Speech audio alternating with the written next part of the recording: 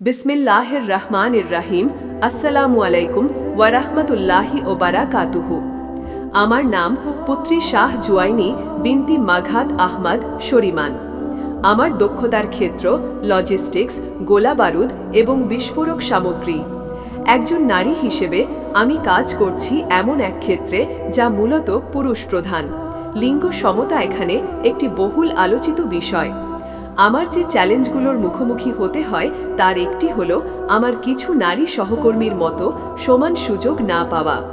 এর কারণ হিসেবে প্রায়ই বলা হয় যে কর্মপরিবেশ আমার জন্য নিরাপদ নয়। এছাড়া যৌন হয়রানির মতো সমস্যাও দেখা দেয়, যার ফলে আমার পক্ষে পুরুষদের মতো স্বাধীনভাবে কাজ করা কঠিন হয়ে পড়ে নিরাপত্তার কারণে। তাই আমার প্রশ্ন হলো, আমি কি আমার নিজের নিরাপত্তার কথা ভেবে এই যুক্তি মেনে নেব, নাকি পুরুষদেরই কি দায়িত্ব নেওয়া উচিত এমন একটি নিরাপদ কর্মপরিবেশ তৈরি করার যেখানে নারীরাও কোনো সীমাবদ্ধতা ছাড়াই কাজ করতে পারবেন? ধন্যবাদ। আমার বোনের প্রশ্নটি খুব গুরুত্বপূর্ণ। অনেক সময় যখন কোনো মহিলা চাকরির জন্য যান, তাকে বলা হয় এই কাজটা তোমার জন্য উপযুক্ত নয়, নিরাপদ নয়, এবং এজন্য হয়তো তাকে কম বেতনও দেওয়া হয়। কিন্তু বোন, আমি না জেনে বলতে পারবো না আপনি কোন ধরনের চাকরির কথা বলছেন। যদি আপনি বলেন যে আপনি বিল্ডিং কনস্ট্রাকশনে শ্রমিক হিসেবে কাজ করতে চান, তাহলে অবশ্যই সেটা পুরুষদের জন্য নিরাপদ ও উপযুক্ত কাজ, নারীদের জন্য নয়।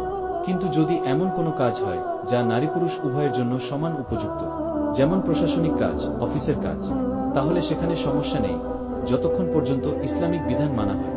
নারী তার পর্দা রক্ষা করছে, পুরুষ ও নারীদের আলাদা কর্মপরিসর রয়েছে। আমাদের ইসলামিক ইন্টারন্যাশনাল স্কুলেও নারী শিক্ষক ও পুরুষ শিক্ষক দুজনই আছেন, এবং আমরা তাদের যোগ্যতা ও দক্ষতার ভিত্তিতেই বেতন দিই, লিঙ্গের ভিত্তিতে নয়। অনেক সময় মহিলা শিক্ষকরাই পুরুষদের চেয়ে বেশি বেতন পান, তাই বেতন নির্ভর করবে দক্ষতা ও যোগ্যতার উপর, লিঙ্গের উপর নয়। দুঃখজনকভাবে আমেরিকার মতো দেশেও দেখা যায় নারীরা একই কাজ করেও পুরুষদের তুলনায় প্রায় 3 কম বেতন পান। এটা স্পষ্ট বৈষম্য। কিন্তু যদি আপনি এমন কোনো ইসলামিক প্রতিষ্ঠানে কাজ করেন যেখানে কুরআন ও সুন্নাহ মেনে চলা হয়, তাহলে ইনশাআল্লাহ সেখানে নারী ও পুরুষ উভয়েরই ন্যায্য অধিকার নিশ্চিত থাকবে।